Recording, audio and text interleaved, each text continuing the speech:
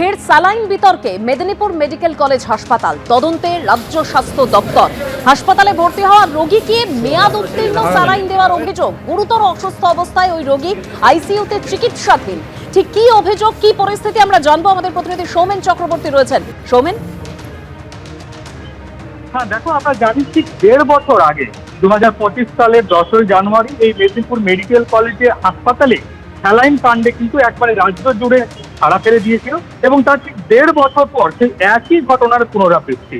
এখানে মেদিনীপুর শহরের বিদ্যাসাগর পল্লীর এক বাসিন্দার যেমনটা বক্তব্য যে তার মা মানসী দে গত 5ই জুলাই শরীরের নানান সমস্যা নিয়ে মেদিনীপুর মেডিকেল কলেজ হাসপাতালে ভর্তি হয় এবং তাকে যেই স্যালাইন দেওয়া হয়েছে সেটা মার্চ মাসে, অর্থাৎ 2026 সালের মার্চ মাসে, প্রায় 3.5 মাস আগেই সেই স্যালাইন উত্তীর্ণ হয়েছে, তার এক্সপায়ার ডেট হয়ে গিয়েছে, তার যে ডেট রয়েছে। এবং এ নিয়ে তিনি এমএসভিপি অর্থাৎ মেদিনীপুর মেডিকেল কলেজ হাসপাতালের যিনি সুপার তার কাছে লিখিত অভিযোগ করেন এবং এই অভিযোগ পাওয়ার পরেই নড়ে চড়ে বসে স্বাস্থ্য দপ্তর। এবং কিছুক্ষণ আগে স্বাস্থ্য দপ্তরের এক প্রতিনিধি দল তারা মেদিনীপুর মেডিকেল কলেজ হাসপাতালে এসে পৌঁছেছে এবং তারা কলেজের প্রিন্সিপাল, হাসপাতাল সুপার, নার্সিং সুপার, জেলা মুখ্য স্বাস্থ্য আধিকারিক সহ জেলা প্রশাসনের আধিকারিকদের সাথে একটি বৈঠক সারছেন এবং এরপর এই প্রতিনিধি দলের যাওয়ার কথা রয়েছে সিসিও বিভাগে, যেখানে অসুস্থ মহিলা এখনো পর্যন্ত ভর্তি হয়েছে এবং একই সাথে যাওয়ার কথা রয়েছে ফিমেল মেডিসিন ওয়ার্ডে, যেখানে এই মেয়াদ উত্তীর্ণ স্যালাইন দেওয়া হয়েছিল এই রোগীকে।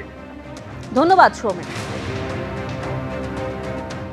আমার মায়ের হার্টের প্রবলেম আছে, মেজর প্রবলেম আছে, হার্টের কিডনি এফেক্ট আছে, ব্রেনের প্রবলেম আছে, ডক্টর সন্দেহ করছে স্ট্রোক হয়ে গেছে।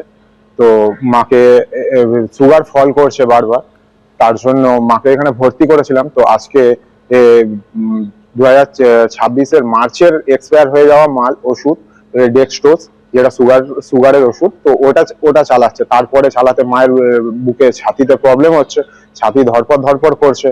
আমি খেয়ালও করিনি এখনো অব্দি, কিন্তু এই লাস্ট বোতলটা যখন বলছে যে আমার ছাতি কেমন করছে, তখন আমি দেখতেই ছাতি ধরপড় করছে, ছাতি জ্বালা করছে, তখন আমি ওষুধের এক্সপায়ারি দেখতেই তখন দেখছি যে এরকম এক্সপায়ারি মাল চলছে।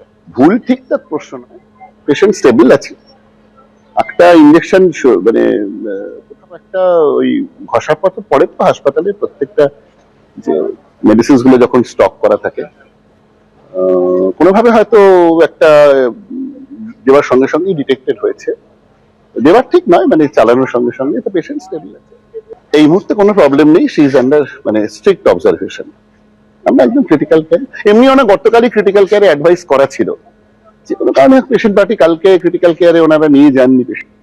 ফের স্যালাইন বিতর্কে মেদিনীপুর মেডিকেল কলেজ হাসপাতাল, যার তদন্তে এবার রাজ্য স্বাস্থ্য দপ্তর। হাসপাতালে ভর্তি হওয়া রোগীকে মেয়াদ উত্তীর্ণ স্যালাইন দেওয়ার অভিযোগ। গুরুতর অসুস্থ অবস্থায় ওই রোগী আইসিইউতে চিকিৎসাধীন। কি বলছেন চিকিৎসক উৎপল বন্দ্যোপাধ্যায় এই পরিস্থিতি নিয়ে, শুনুন।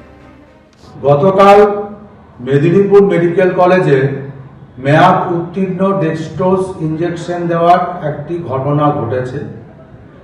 এগুলি একেবারেই অনভিপ্রেত এবং আমরা আশা করব যে এই ঘটনা ঘটার পর প্রশাসন সেখানে উপযুক্ত ব্যবস্থা কিছু গ্রহণ করেছেন বলে শুনেছি এবং তদন্ত করে এই ঘটনার পুনরাবৃত্তি যাতে না হয় তার একটা উপযুক্ত ব্যবস্থা তারা গ্রহণ করবেন।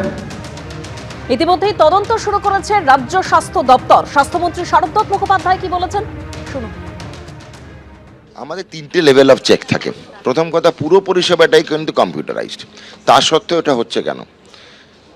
প্রথম হচ্ছে স্টোরে পুরো কম্পিউটারাইজড হয়ে থাকে। 1 মাস আগে, এক্সপায়ারির 1 মাস আগে স্টোর থেকে বেরোনোর কথা নয়। 2 নম্বর হচ্ছে যেখানে ওয়ার্ডে যাচ্ছে সেই ওয়ার্ডে রিসিভিং যারা করছে নার্সিং স্টাফ তারা হচ্ছে। 3 নম্বর হচ্ছে যে পরিষেবাটা দিচ্ছে যে নার্সিং স্টাফ। ডাক্তার তো স্যালাইনের বোতল চালান না, ডাক্তার লিখে দিয়ে চলে যান। 3টে লেভেল অফ চেক, তা হলো কেন? আমাদের প্রিলিমিনারি কথা হচ্ছে এখানে কোথাও ওয়ার্ডের মধ্যে কোনো পুরনো বোতল পড়েছিল, ওটা যখন স্টক থেকে বেরিয়েছে তখন ফ্রেশ ছিল, যখন ওয়ার্ডে ঢুকেছে তখনও ফ্রেশ ছিল। বহুদিন হয়তো কোনো রকম ওয়ার্ডের কোনো তাকে রাখা ছিল, ব্যবহৃত হয়নি। তো সেই লুপহোলটা আমরা বার করেছি, যে তৃতীয় পদক্ষেপে গিয়ে লুপহোল ছিল। হাসপাতালের ওয়ার্ডে পড়ে থাকা কোনো স্যালাইন ছিল, যেটা তাড়াহুড়োতে কোনো নার্স কর্তৃপক্ষ, নার্স বা তাদের কেউ যারা পরিষেবাটা দিচ্ছে চালু করেছিল। এবিপি আনন্দ, এগিয়ে থাকে, এগিয়ে রাখে।